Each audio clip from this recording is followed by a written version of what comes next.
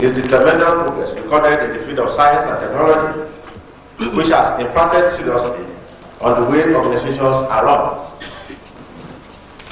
Undoubtedly, the public service is not left out of this of the challenges of these changes. However, what is required to be able to cope with these challenges is for the human elements in these organizations, and in this case, we are talking about Lagos State public servants, to be trained and motivated. This is because they are the key to high productivity and efficiency. As a matter of fact, if managers are asked about the most critical problems in the management of people at work, the chances are that they will mention motivation, leadership, and communication.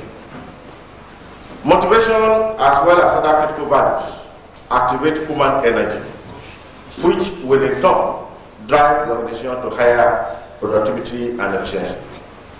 This paper is divided into 4 sections to treat the topic exhaustively. Section 1 introduces the topic, which I have just done. Section 2 clarifies the concepts of motivation, efficiency, productivity, and public service.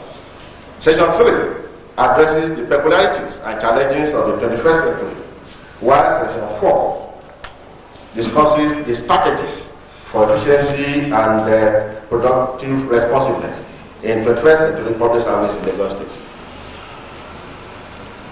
With that introduction, we now go to the second section, which is clarification of concepts.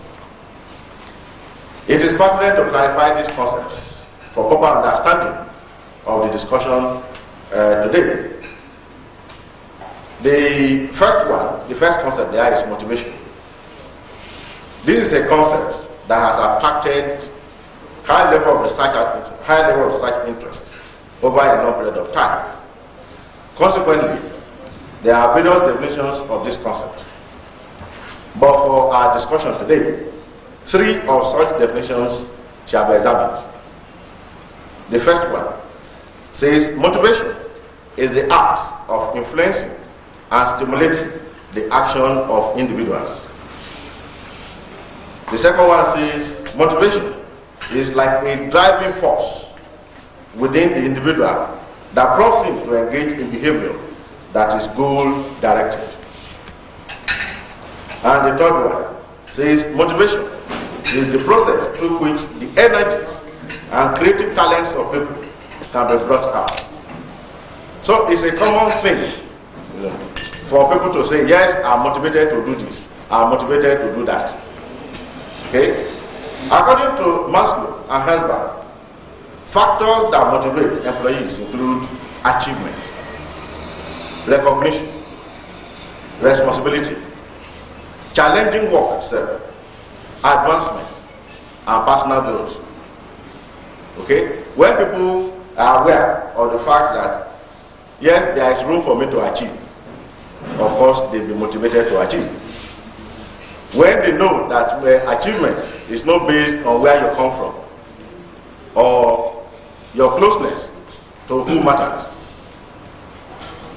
then they'll be motivated to achieve, to perform.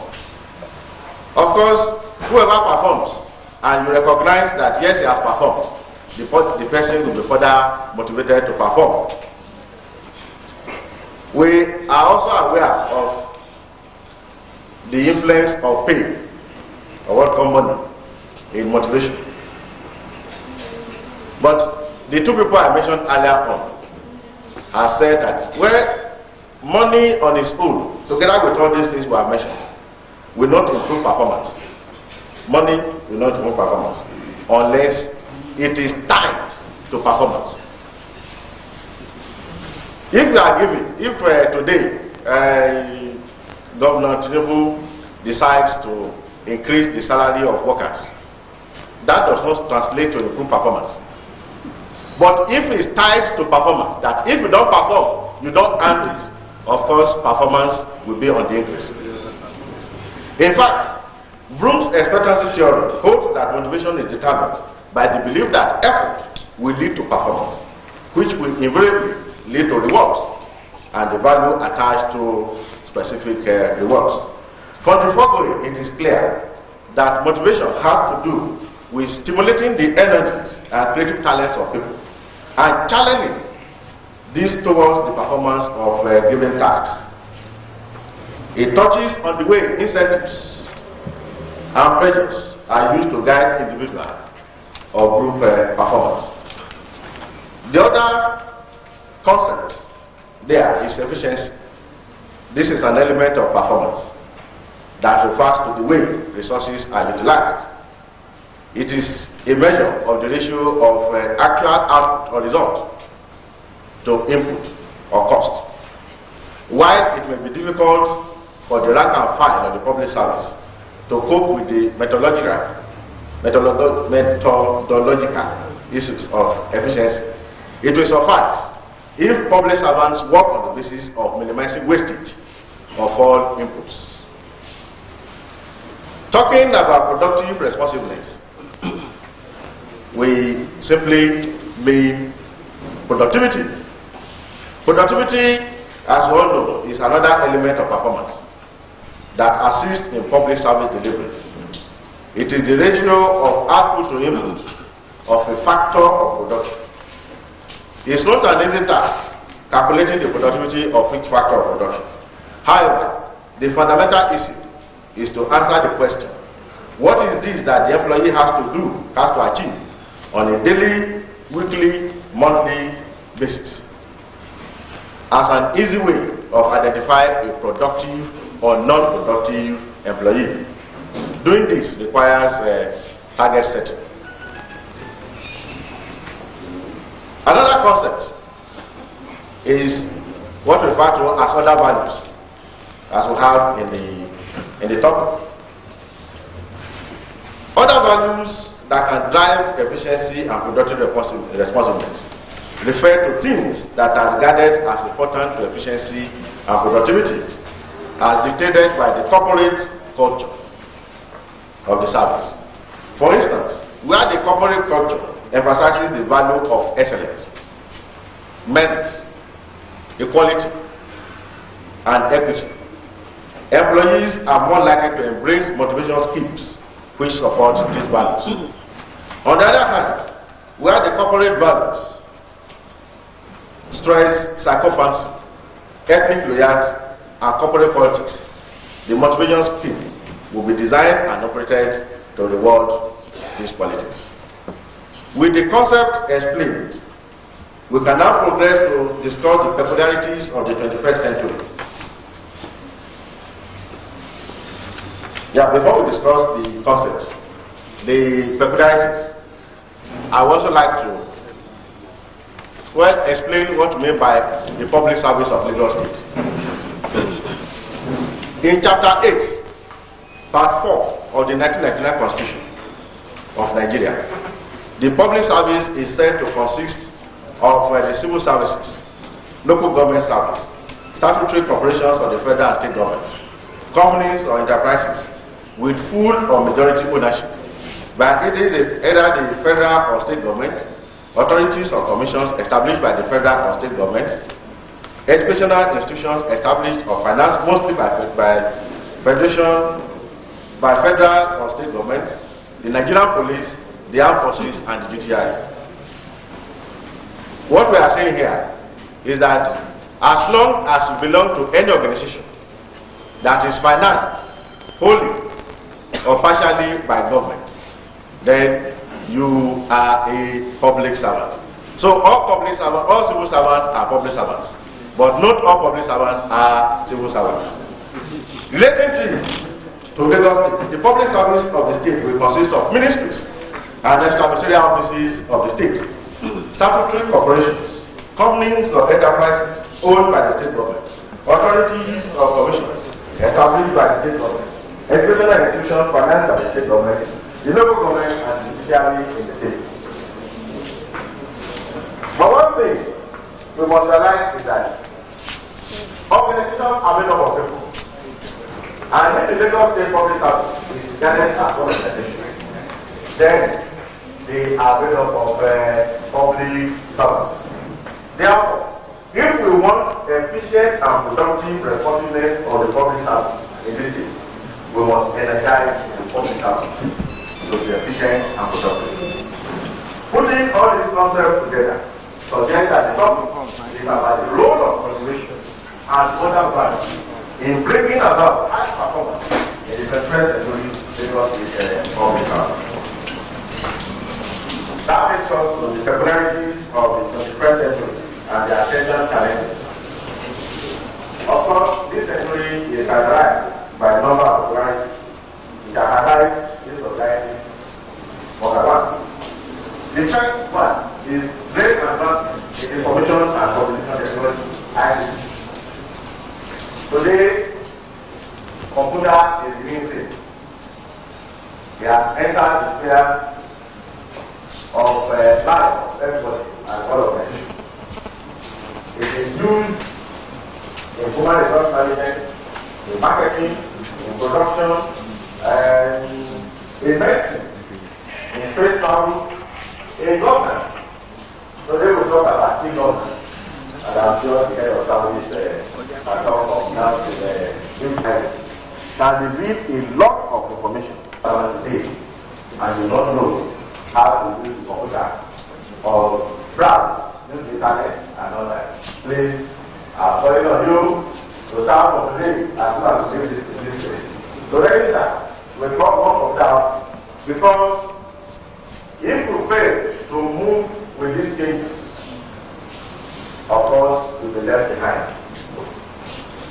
And in one of my assignments as a consultant, I visited the state recently, and the government of that state said by the end of this year, any public house in that state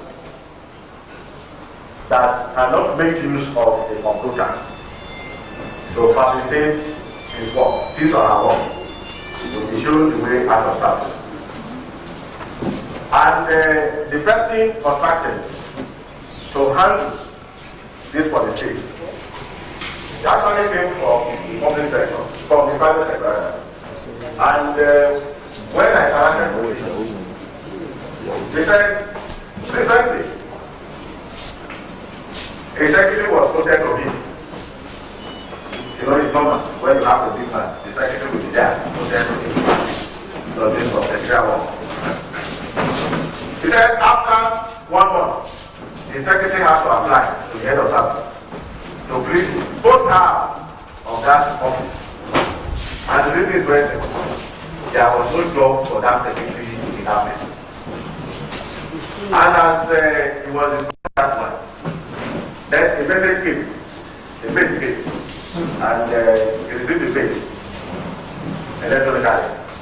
And he doesn't need to wait like that for anybody to help him reply or give response to that particular mail. The mail was sent to the deputy governor of the state. But because he has been instructed that as soon as the mail comes, he should do a reply. He now said, does it mean that he will have to read through, download, read through, then do his reply, give to the secretary to type and then send? That's a waste of time. As he read the thing, he also gave the reply to the message, and the thing went. So for 1 solid month, the secretary was not doing anything. And because the secretary was afraid of what we now talk about, what now they are right siding or that side, she has to apply quickly to where she will get something to do. So what is a gradual process, and whether we like it or not, is within the next 5 years. I'm sure it will happen virtually in all places, in our ministries, in our parastatals, in our local governments. So today you are challenged. The other peculiarity is what I refer to as public-private sector partnership. Gradually, all nations, including ours, are moving in the direction of private sector-led economy. In this arrangement, the public sector now concentrates on its primary role of acting as a catalyst, partner, and facilitator. Lagos State is not behind in this particular area. It's on record that in the area of power generation, Lagos State government happened to be the first that brought in private sector organization to help improve on the supply of power. In the environmental sanitation area, we also know that Lagos State government has now opened the door for private sector organizations to be part of this arrangement. The third peculiarity is what we refer to as re-engineering and right-sizing. Most organizations today have to redo the way they do things, look at the way they are doing things, and have to re-engineer the way to do their business. Because they discover that, yes, as things are changing, there are better ways of doing these things that will lead to the due reduction, in cost, and therefore they have to re-engineer. And as they re-engineer, of course, the issue of right sizing